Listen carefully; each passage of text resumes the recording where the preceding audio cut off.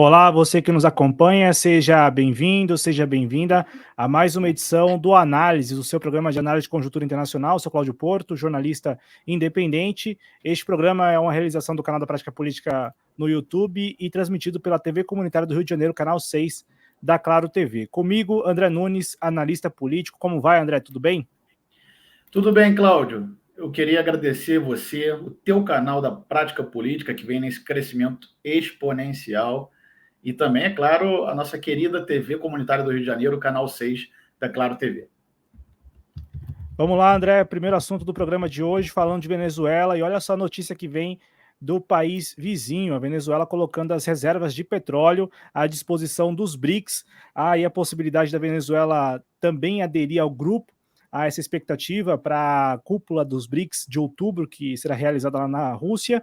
E o embaixador adjunto da Venezuela lá na ONU, o Joaquim Pérez, afirmou que a Venezuela será uma grande incorporação aos BRICS por ter as maiores reservas de petróleo do mundo. Só trazendo aqui o dado, são 300 bilhões de barris de petróleo certificados. André, esta notícia, já que a gente está falando bastante aqui no programa já há algum tempo dos BRICS e também da própria participação da Venezuela e da importância de petróleo nessa discussão toda, como que você particularmente recebeu essa notícia de que a Venezuela estaria disposta a entregar que eu digo assim, é colocar à disposição, não é entregar, né, mas colocar à disposição dos países dos BRICS as suas reservas de petróleo, lembrando que a Venezuela é o país que tem as maiores reservas de petróleo do mundo?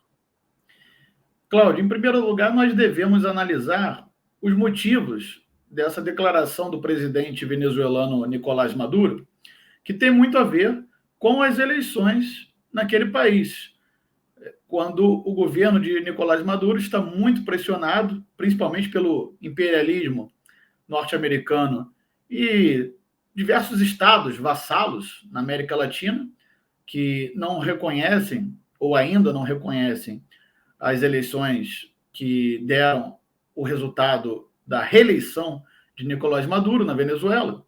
Então, diante dessas pressões, o governo Maduro recentemente declarou que pode, a qualquer momento, colocar as reservas de petróleo da Venezuela à disposição dos países aliados, né, que Nicolás Maduro considera países aliados dos BRICS. Mas leia-se, China e Rússia. Então, foi realmente uma jogada de mestre de Nicolás Maduro diante dessa pressão do imperialismo norte-americano. Por quê? E também, é claro, dos seus satélites no Ocidente. Os países da Europa, por exemplo, todos embarcam na mesma onda dos Estados Unidos ao pressionarem o governo Maduro, ao não reconhecerem eleições na Venezuela. O que querem, na verdade, é impor um governo que se submeta aos interesses econômicos de Washington e do Ocidente em geral. E como você bem observou, Cláudio, a Venezuela tem as maiores reservas de petróleo do mundo. Então, todas essas ações das potências ocidentais contra a Venezuela fazem parte da velha e conhecida cobiça ocidental pelos recursos naturais do sul global. Então, é claro que essa declaração de Nicolás Maduro ela é provocativa, mas vem um momento onde a Venezuela está sendo acossada pelas potências do Ocidente, Cláudio. Agora, é bom lembrar que Rússia e China reconheceram as eleições na Venezuela. Então, não há dúvida nenhuma de que na próxima cúpula dos BRICS, a Venezuela já estará como convidada. O presidente Putin convidou a Venezuela para estar na próxima cúpula dos BRICS, que vai se realizar na Rússia, e com certeza estará na mesa dessa próxima cúpula, Cláudio, a possibilidade do ingresso da Venezuela nos BRICS. Agora, é óbvio que essa questão da Venezuela colocar à disposição as reservas de petróleo aos países dos BRICS afeta também interesses das grandes corporações, as grandes empresas petroleiras, as velhas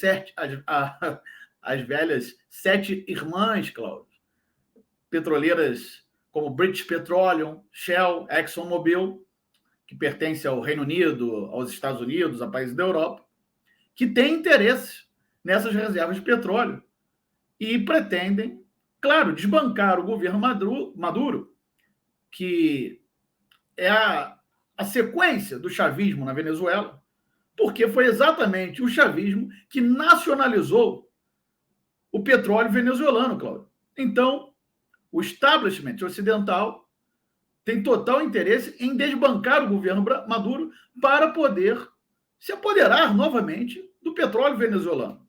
Vamos lembrar aqui que a Venezuela possui reservas, Cláudio, que poderiam durar 300 anos. São mais de 300 bilhões de barris, enquanto os Estados Unidos têm apenas reservas equivalentes a 37 bilhões de barris, Cláudio.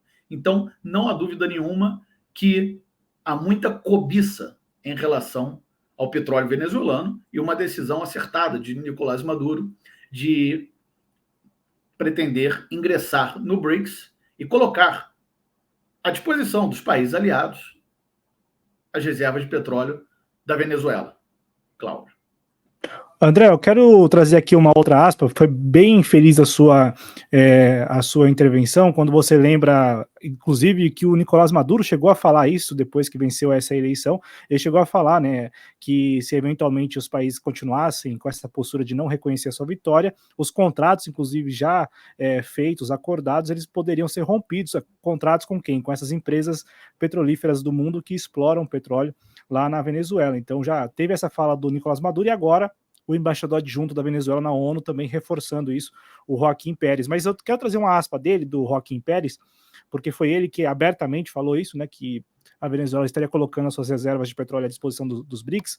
Ele disse duas coisas, duas aspas aqui. A primeira: temos as maiores reservas certificadas de petróleo do mundo, o que também se somará à cesta, portanto, ao conjunto de produtos que os BRICS podem oferecer. E a segunda aspa, que é que eu quero que você comente, ele fala o seguinte: será um avanço muito bem-vindo na Venezuela, a adesão aos BRICS. Mas se não, continuamos lá com a nossa oferta e o nosso compromisso de ser um ator ativo neste novo mundo, fecha aspas. Eu te passo a palavra para comentar um pouco mais da possibilidade mesmo de a Venezuela aderir aos BRICS, se é uma expectativa ou de fato você consegue identificar condições materiais concretas para que a Venezuela se some a esse BRICS Plus, né, esse BRICS+, que já conta aí com pelo menos 10 países. Há totais condições, Cláudio, para o ingresso da Venezuela nos BRICS, principalmente porque é de interesse dos grandes atores globais pertencentes ao BRICS, que são China e Rússia. O BRICS Plus, ou BRICS+, já conta com Irã, Emirados Árabes Unidos e Arábia Saudita, além de China e Rússia, que também são grandes produtores de petróleo. A Arábia Saudita, a segunda maior reserva de petróleo do mundo, atrás da própria Venezuela. Venezuela, que é um país membro da OPEP. Não podemos deixar de citar a Organização de Países Produtores de Petróleo. Ou seja, o BRICS já conta com diversos países que fazem parte dos 10 maiores produtores de petróleo do mundo.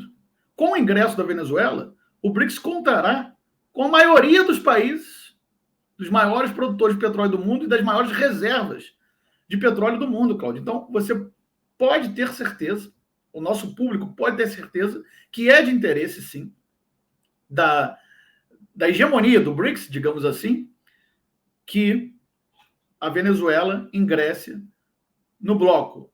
Agora, nós não podemos deixar de lembrar mais uma vez aqui, Cláudio, a questão dessas petroleiras ocidentais, dos grandes interesses dos países ocidentais quanto ao petróleo na Venezuela. O que querem já há décadas na Venezuela, desde que Hugo Chávez chegou no poder, é desestabilizar o país para que se possa constituir na Venezuela um governo vassalo, que não seja alinhado ao sul global, não seja alinhado a países anti-hegemônicos e a potências anti-hegemônicas como China e Rússia, para que possam novamente se assenhorar do petróleo venezuelano. Precisamos recordar também que foi com a renda do petróleo que a Venezuela iniciou grandes programas sociais, como, por exemplo, a Missão Milagro, que operou milhares de venezuelanos do problema de catarata. Inclusive, operou até mesmo brasileiros. Em 2006, 79 pernambucanos foram convidados pelo governo venezuelano a operar catarata na Venezuela, quando o Brasil enfrentava dificuldades para realizar essa operação no SUS. É uma operação cara nos hospitais privados também. E até mesmo brasileiros se beneficiaram. E esse é um dos programas que foi realizado com a renda do petróleo após o petróleo ser nacionalizado, Cláudio, na Venezuela. Agora, é claro que em 2006 ainda a Venezuela não enfrentava essas brutais sanções econômicas que enfrenta nesse momento, Cláudio. Então, com a renda do petróleo, foi possível realizar a Missão Milagro, Missão Viviendas, construção de casas populares, a construção de centenas de universidades públicas.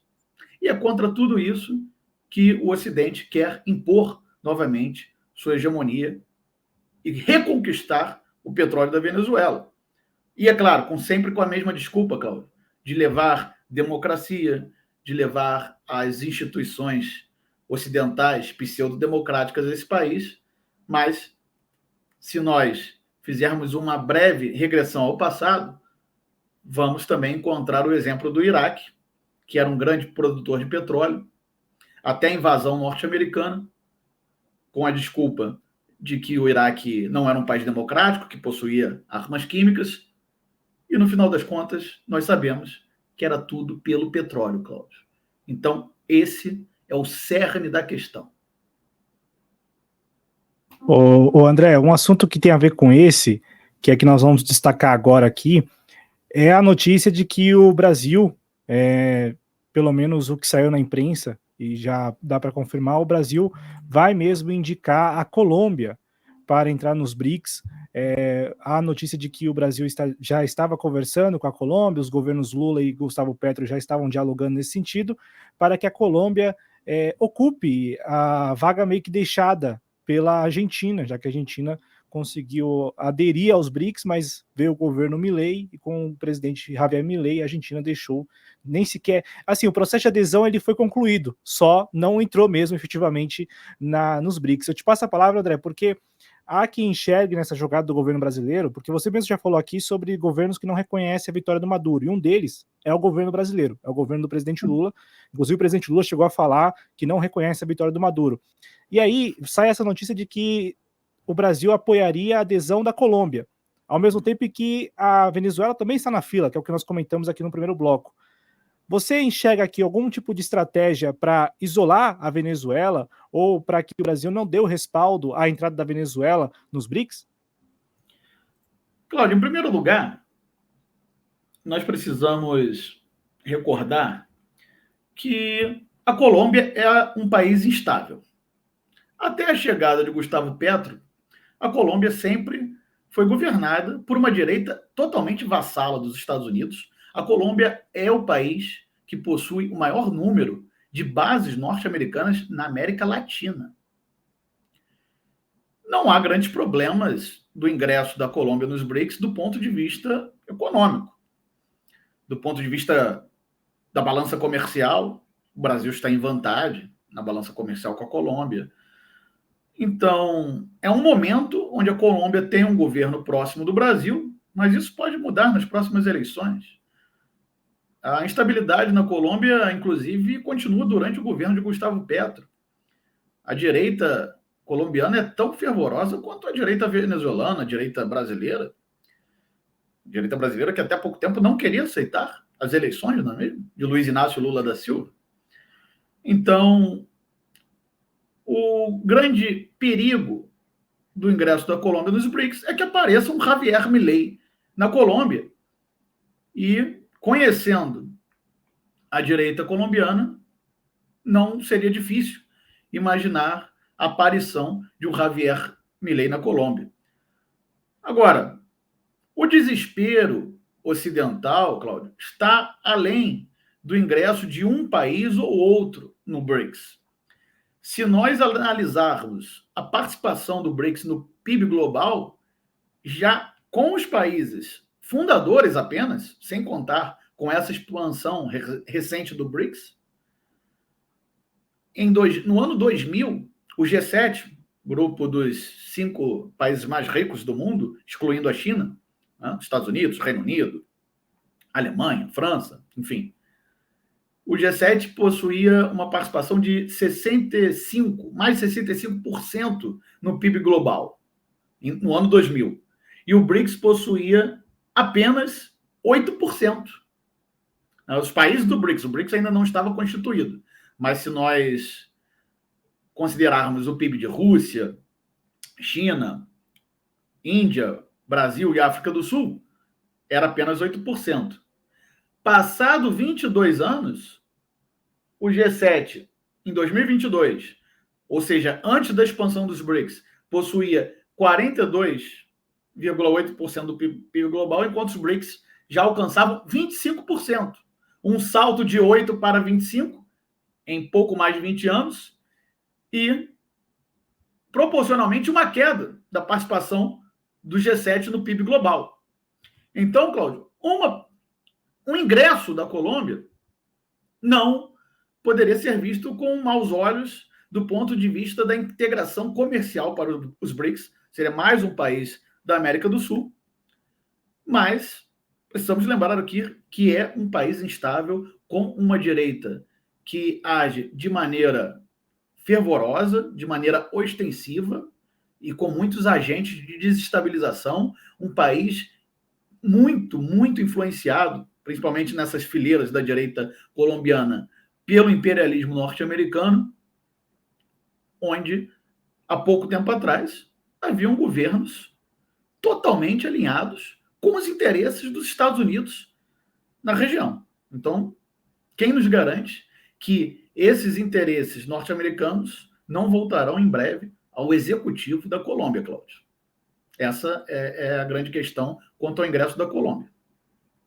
É um assunto e um detalhe, né? Aquele famoso detalhe muito importante, pelo histórico da Colômbia e por tudo que você trouxe também da possibilidade da Colômbia repetir o que a Argentina, infelizmente, acabou fazendo quando mudou de governo, abriu mão de entrar nos BRICS. Só para trazer a informação completa, quem chegou a falar, declarar isso, né, de que a Colômbia é a indicação do Brasil, foi o embaixador brasileiro lá na Rússia, o Rodrigo de Lima Baena Soares. Ele falou o seguinte: o presidente Lula sugeriu a Colômbia como um novo membro de pleno direito lá nos BRICS. Este tema já foi discutido pelos membros do grupo, disse o embaixador brasileiro lá na Rússia, o Rodrigo de Lima Baena Soares, só para trazer a informação completa aqui de que isso estaria num pé já bem avançado, inclusive com a possibilidade de adesão da Colômbia na próxima cúpula dos BRICS, que vai ocorrer na Rússia em outubro. Ô André... Cláudio, apenas um adendo. Diga.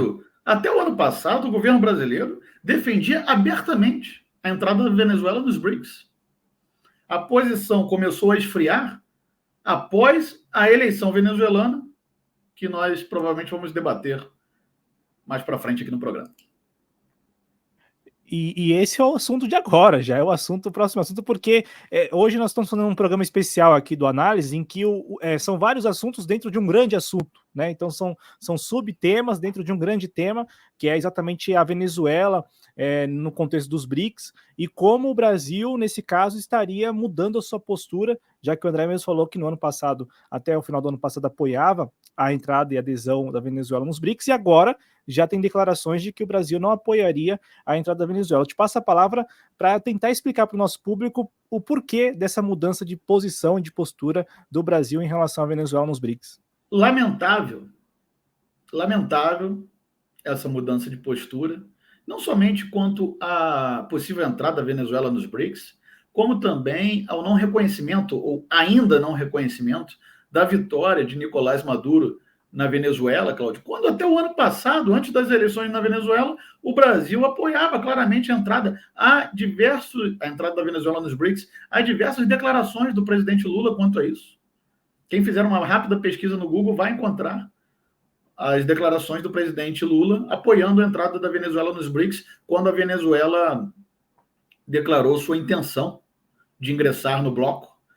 Agora, tudo isso gira em torno das pressões dos Estados Unidos em relação ao Brasil no que diz respeito ao reconhecimento ou não do resultado eleitoral na Venezuela, Cláudio.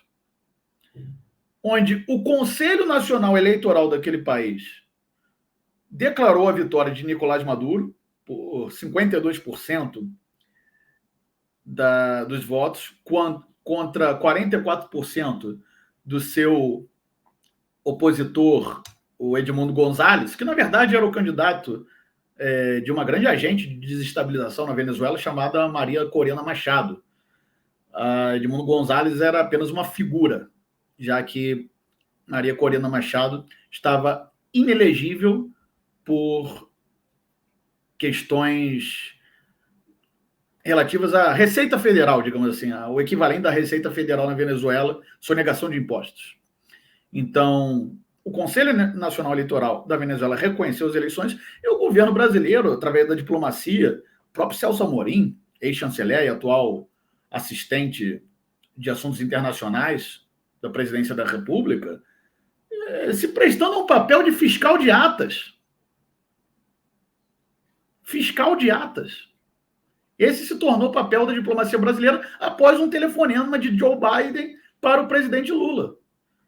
Ou seja, os Estados Unidos não precisam nem mais ter uma voz tão ativa na região, porque diversos países se prestam a esse papel ridículo, por pura pressão dos interesses dos Estados Unidos na região. Os países estão se prestando a esse papel ridículo de não respeitar as instituições da Venezuela. E vêm sendo ventiladas por quadros do Executivo Federal e da diplomacia brasileira opções ridículas. O presidente Lula falou que até poderiam realizar novas eleições. Que realizar novas eleições? Como assim? Vamos lembrar que nas eleições entre Lula e Bolsonaro, a margem de diferença entre os dois candidatos no Brasil foi bem menor, no segundo turno, digo, do que entre Maduro e Edmundo González. A Venezuela não pediu revisão. Os países da região não pediram revisão dos resultados no Brasil. Será que o presidente Lula iria... Como iriam reagir? O presidente Lula, Celso Amorim, o atual ministro Mauro Vieira, se diversos países na região pedissem novas eleições? Outra opção ridícula ventilada pelo Celso Amorim, se não me engano, foi uma possibilidade de fazer um governo de coalizão. Coalizão com quem? É como se propusessem aqui que o governo Lula tivesse que fazer uma coalizão com Jair Bolsonaro, com o bolsonarismo. Posições mais estapafúrdias, inclusive do governo da Colômbia. O presidente Gustavo Petro declarou que talvez a saída fosse um governo de transição. Transição para quem e para o quê? Governo de transição do quê? Para quem e para o quê? Se Nicolás Maduro venceu as eleições. Agora, esse frenesi em torno dessas atas vai ser desmontado durante essa semana. Até essa segunda-feira, dia 19 de agosto, cerca de 70% das atas, ou seja, já estavam sob perícia do Tribunal Superior de Justiça da Venezuela, que é o equivalente ao nosso Supremo Tribunal de Justiça. TSJ da Venezuela está realizando a perícia dos autos do escrutínio, ou seja, das atas. Dentro do prazo previsto na legislação eleitoral da Venezuela. A oposição, Cláudio, na Venezuela haviam 10 candidatos, Nicolás Maduro e mais 9, onde o principal candidato da oposição seria o Edmundo González. Dos 9 candidatos de oposição, 8 candidatos reconhecem o processo do Tribunal Superior de Justiça da Venezuela de perícia das atas. A única candidatura que não reconheceu esse processo, que está em andamento, foi exatamente a de Edmundo González, que nada mais é que o fantoche de Maria Corina Machado. Mas os outros candidatos reconhecem o processo, que ainda não está concluído, vai ser concluído essa semana, e E o governo brasileiro prestando esse papel ridículo de fiscal de atas. Agora, o que nós podemos dizer é que os países que realmente têm influência na Venezuela, que podem ajudar a Venezuela a quebrar, romper o bloqueio econômico imposto pelos Estados Unidos e pelos países da Europa, já reconheceram o governo venezuelano, que são China e Rússia. O Brasil, infelizmente, quis se propor a um papel de mediador, mas acaba se envolvendo de uma forma onde realmente passa a prestar um papel de vassalo. Infelizmente, nós não temos outro adjetivo. Vassalo dos interesses dos Estados Unidos, não somente na Venezuela, como na região sul-americana. Essa postura de Lula e Gustavo Petro, os dois tentaram arrastar o presidente do México para essa questão, de esperar atas, de não reconhecer o governo venezuelano. López Obrador não aceitou entrar nessa dança.